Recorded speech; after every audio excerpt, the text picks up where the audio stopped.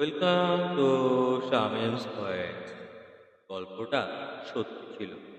10 মিনিটের মধ্যে মুন্না হোটেল মুনে এসছে।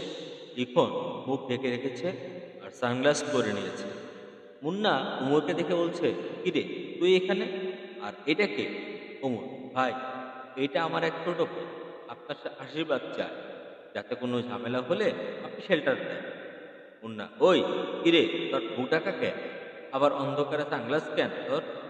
লিখন, মুন্না বস।